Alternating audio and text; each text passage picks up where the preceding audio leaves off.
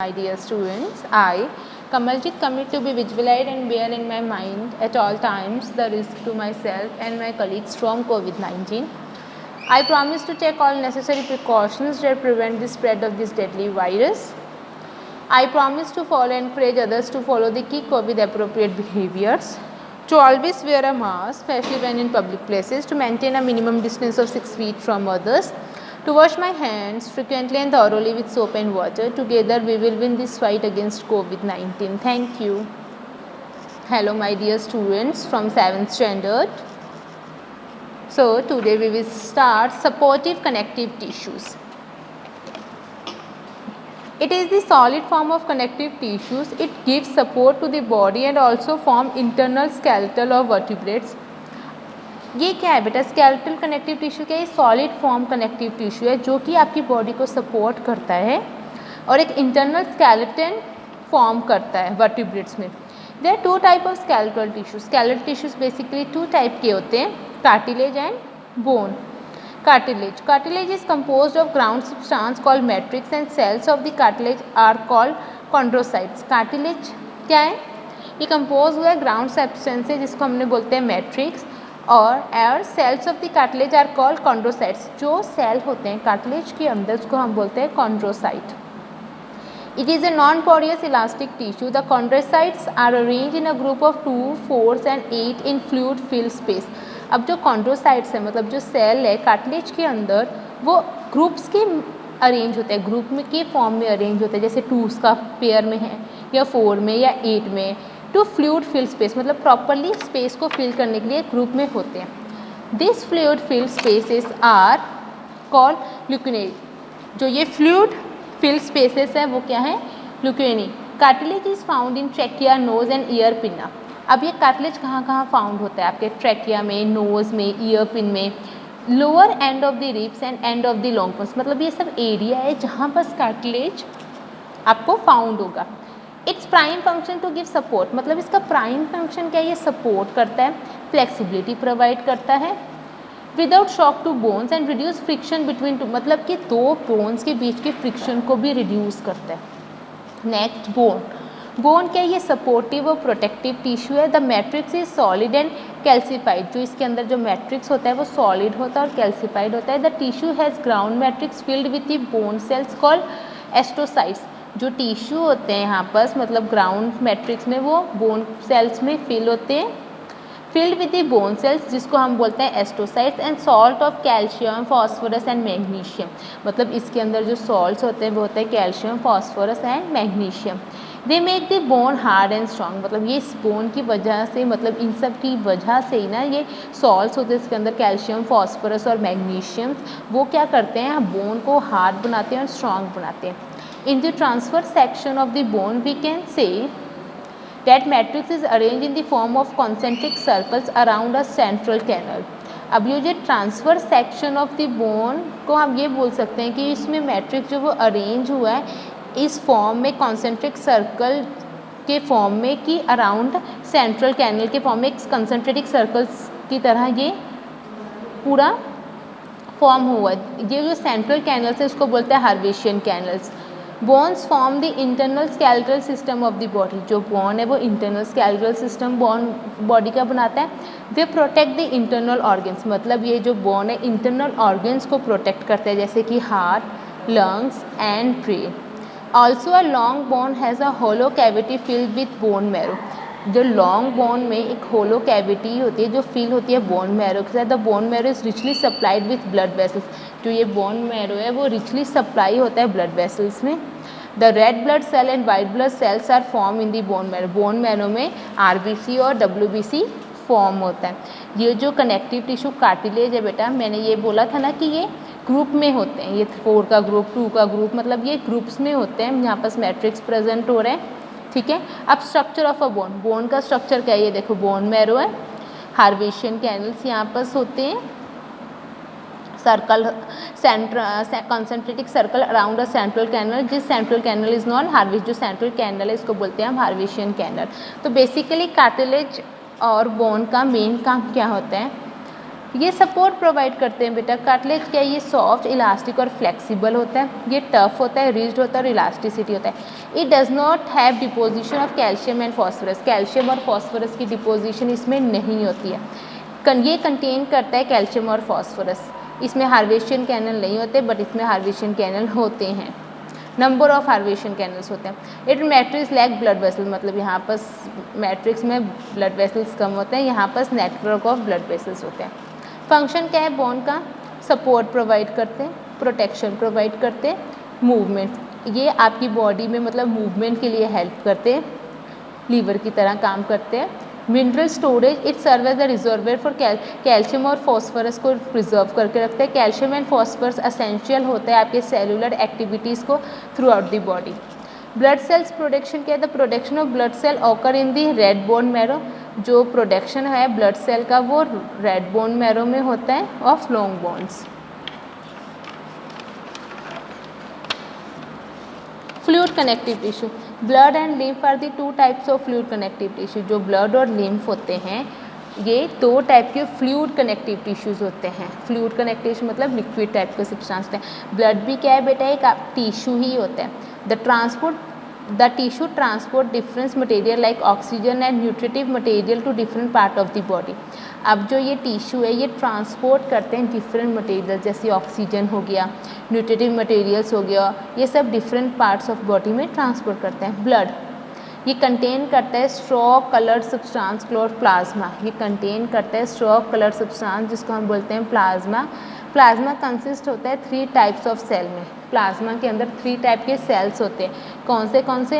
Erythrocytes, leucocytes and thrombocytes. ठीक है बेटा। अब कंपोजिशन ऑफ ब्लड देखोगे आपको समझ आएगा। सबसे पहले ब्लड को 2 पार्ट में डिवाइड कर दिया, प्लाज्मा और formed element of blood. Blood के अंदर जो 3 टाइप के सेल्स होते हैं, एंथ्रोसाइट्स, ल्यूकोसाइट एंड ब्लड प्लेटलेट्स, मतलब आरबीसी, डब्ल्यूबीसी और ब्लड प्लेटलेट्स। ये क्या है, ब्लड के अंदर सेल होते हैं। ब्लड क्या है बेटा, टिश्यू है। मैंने क्या बोला था कि टिश्यूज़ के अंदर क्या होते हैं, सेल होते हैं। तो इसमें 3 टाइप के सेल्स होते हैं। अब ये जो ल्यूकोसाइट है वो 2 पार्ट्स में डिवाइड है, ग्रेनुलोसाइट्स और agranulocytes. And then this is further divided into 3 parts and this is further divided into 2 parts. Now we will a brief description about this. Anthrocytes, RBC, these cells form the major portion of the blood, मतलब ये आपकी blood में major portion में होता है। ये transport करता है ऑक्सीजन और carbon dioxide and from the different organs of the body to the lungs, मतलब कि ये डिफरेंट ऑर्गन से लंग्स तक कार्बन डाइऑक्साइड लेके जाता है, लंग्स से पूरे बॉडी तक ऑक्सीजन लेके जाने का काम करते हैं। मतलब These cells are produced in the bone marrow, मतलब जो ये सेल है ये कहाँ पर प्रोड्यूस होते हैं, बोन मैरो में प्रोड्यूस होते हैं।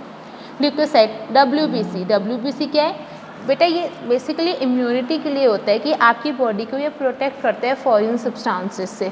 फॉरेन बॉडीज़ मतलब फॉरेन सब्सटेंसेस मतलब वायरस आपकी बॉडी में एंट्री कर रहे हैं, this is called foreign substances, anti. तो आपकी बॉडी उस फॉरेन सब्सटेंस के अगेंस्ट क्या कर रही है, प्रोटेक्शन प्रोवाइड कर रही है। Thrombocytes, blood platelet, this cells primarily ये ब्लड क्लॉटिंग में काम करता है। आपकी ब्लड क्लॉटिंग मतलब क्या होता है, आपको कभी चोट लगी तो आपने देखा होगा कभी कभी आपके ब्लड मतलब जम जाते हैं, आप बोलते हो ना एक सर्कल टाइप का हो जाता है, उसको ब्लड क्लॉटिंग बोलते हैं। तो जो ये ब्लड प्लेटलेट्स हैं और थ्रोम्बोसाइट्स से इंपॉर्टेंट रोल प्ले करते हैं blood clotting. Blood clotting basically कब होती है बेटा, जब आपकी बॉडी से एक्सेसिव ब्लड लॉस्ट होने से आपकी बॉडी बचाती है ना, उसको बोलते हैं ब्लड क्लॉटिंग। ठीक है। ये फ्लूइड कनेक्टिव टिश्यूज़ के मतलब की डायग्राम्स हैं, आप एक बार गो थ्रू करो। Erythrocytes, lymphocytes, monocytes. अब लिम्फ क्या है, this tissues lack erythrocytes, thus it is also known as blood without RBC. अब ना जो ये लिम्फ है ना बच्चा, इसके अंदर एंथ्रोसाइट्स मतलब आरबीसी प्रेजेंट नहीं होती है। ये ऐसा ब्लड होता है जिसके अंदर आरबीसी नहीं होती है।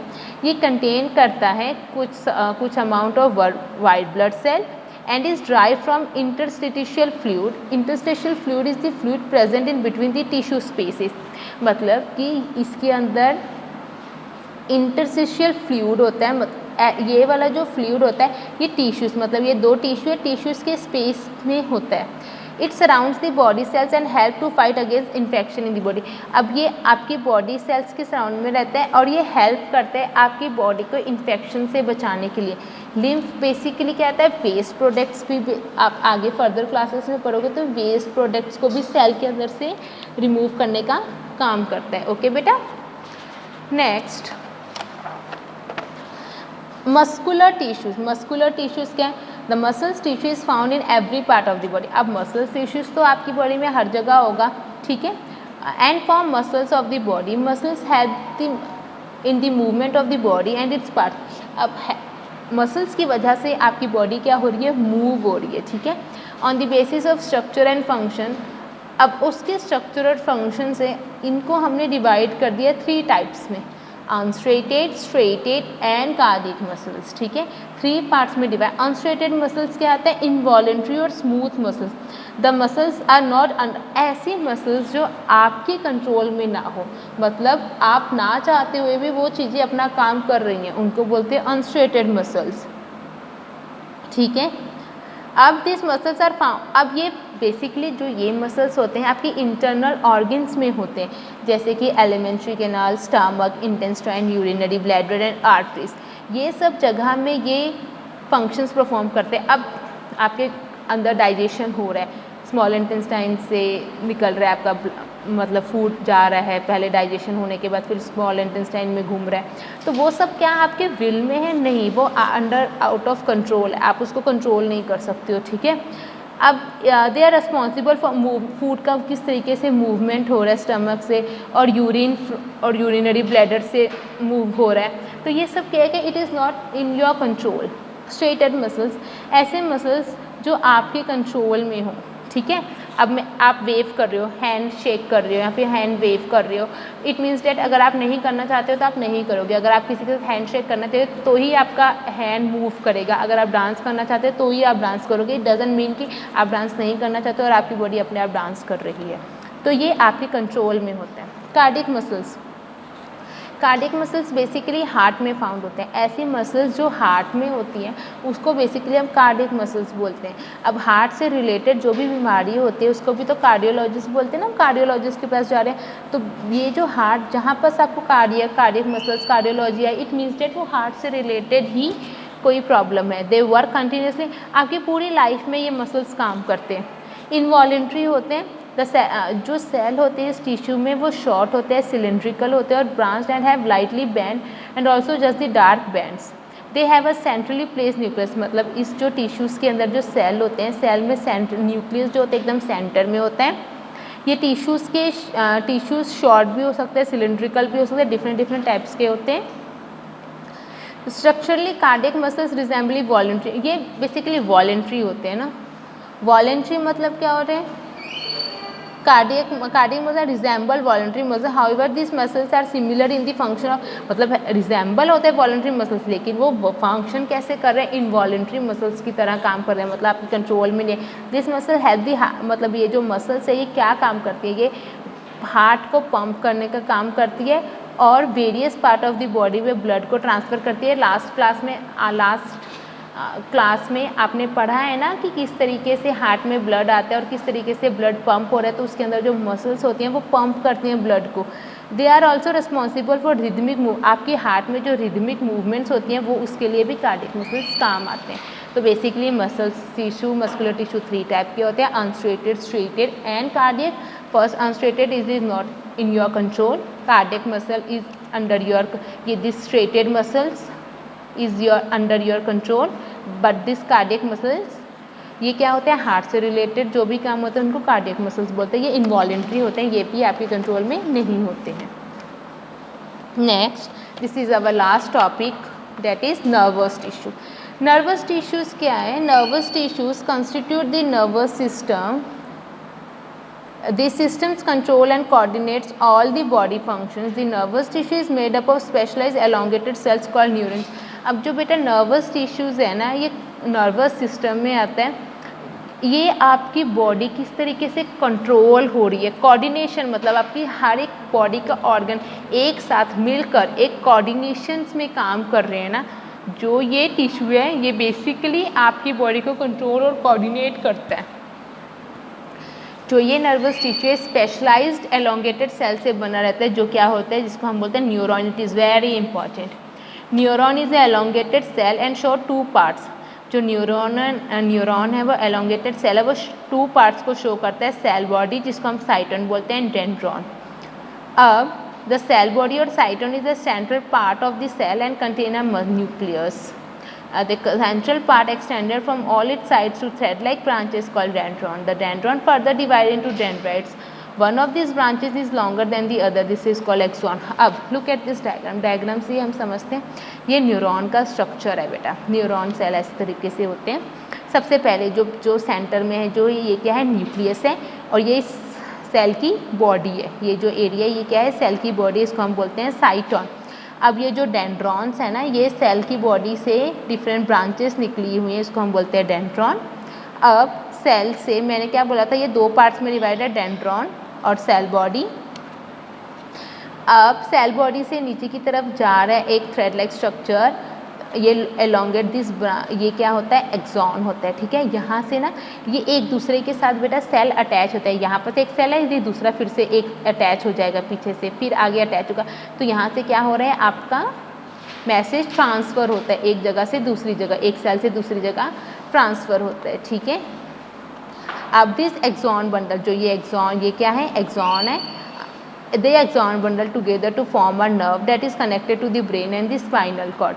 अब ये जो नर्व एक्सॉन बंडल है, ये सारे जितने भी सेल हैं सब मिलकर फॉर्म करते हैं नर्व, और ये कनेक्ट होते हैं ब्रेन और स्पाइनल कॉर्ड के साथ. ये सबसे आपकी सेंस ऑर्गन्स किस तरीके से आपकी बॉडी को मैसेज मिल रहा है, आपको कैसे पता चलता है कि किसी ने आपको टच किया. तो ये सब ये न्यूरॉन की वजह से, न्यूरॉन सेल की वजह से आपकी ब्रेन तक मैसेज ट्रांसफ़र होता है. नर्वस टिश्यू आप नेक्स्ट क्लास में ज़्यादा डीपली पढ़ोगे. आप अभी बस इतना समझ लो कि ये जो नर्वस टिश्यू है ये स्पेशल सेल से बना है, जिसको न्यूरॉन बोलते हैं. न्यूरॉन दो टाइप्स में डिवाइड किया गया है, सेल बॉडी और डेंड्रॉन. ये आपका न्यूरॉन का स्ट्रक्चर है. ओके बेटा, so your first chapter is done.